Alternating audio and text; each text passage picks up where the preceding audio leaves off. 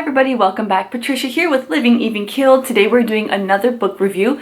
Today I'm talking about Spark Joy. This is Marie Kondo's second book. The first one was The Life-Changing Magic of Tidying Up. Now the subtitle says an illustrated masterclass on the art of organizing and tidying up.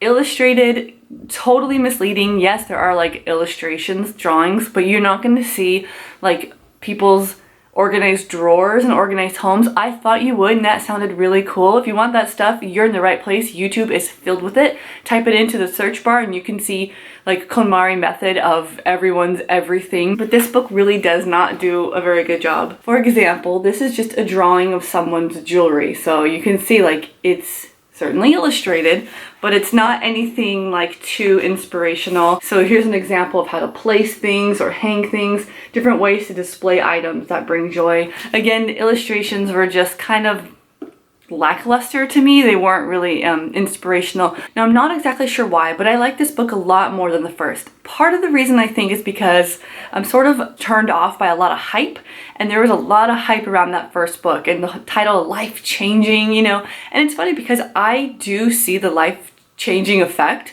of having a clean home and having these sort of rituals and routines and daily cleanup stuff. I really see a huge difference, but I was just turned off by the life-changing idea of it. I do remember something in the first book about cleaning her purse out every day, taking out all the items, and I thought that was a bit much for my personal lifestyle. And in this book, she even, you know, she goes further and clarifies that it's almost arrogant to think that these sort of rituals and routines are exactly what will bring everyone joy. Some people will not experience joy from extreme tidying and cleaning. Some people, you know, have joy from abundance. And she acknowledged that, and I appreciate that. I really do. I like the idea that, you know, it's just humbling. Like what you've done is great and it's life-changing for those of us who want to do it, but it's not the only way to achieve joy in your life. She goes into detail about what joy feels like for others, and when you hold an item and it's supposed to spark joy. And what if it's a cheese grater? Do you get joy from a cheese grater? Probably not exactly. So she kind of goes into detail talking about how the joyful feeling of something serving a purpose, you know, something that's not, you see your screwdriver and you're not going to bring a smile to your face, but you know that when you need to put something together, that screwdriver's there for you and it works well, it's in good shape. And so that in turn is sort of like a joyful feeling. So again, it's a little bit more realistic in this book. She even talks about adding color to your life. Now, when you first think about this book, in my head, I think about minimalism and the black and white and gray aesthetic. And I like really, again, that she opens it up to a broader audience and talks about putting color in your home. So I'm just really appreciative of sort of opening the doors to everyone in this book. She says if you're confident that something brings you joy, keep it, regardless of what anyone else might say. That is a huge lesson for all of us because we see so many influences on YouTube and social media and we think we should have our home exactly the way they do. Not so. Everyone has joy from different items. So if something is really joyful to you or special, it's a memento, but you've heard everyone else say, oh, get rid of it, junk. You keep it. It's special to you, so you keep it. Part 3 was really good.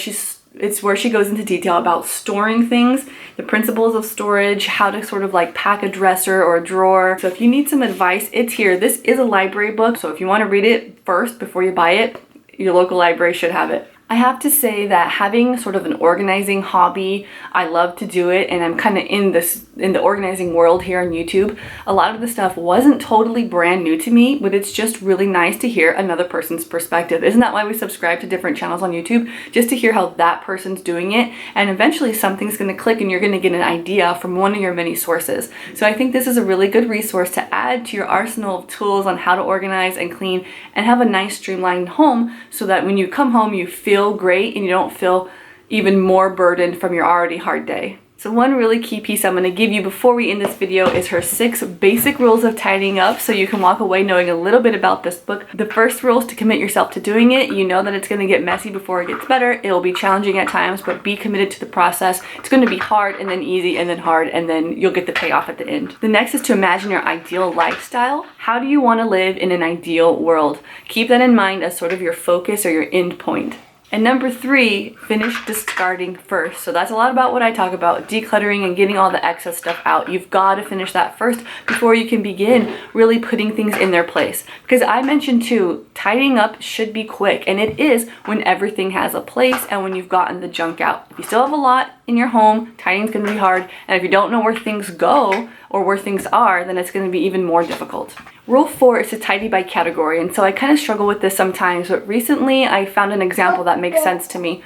I had some of my girls' toys in the garage and some in the house, and so for me, I tidy by category, not location, so I have to have the category of toys all together before I can really figure out where to put them. I have done projects where, like in her closet, I got everything how I wanted it, all the books, and then I go out in the garage and find another bin of things, and I don't know if they're seasonal or if it's toy rotation or what. So toys in particular is something that I want to put all into one category and sort of go from there. The 5th rule is to follow the right order. Here's an illustration of the order here. Start with your clothes. She says they're the easiest.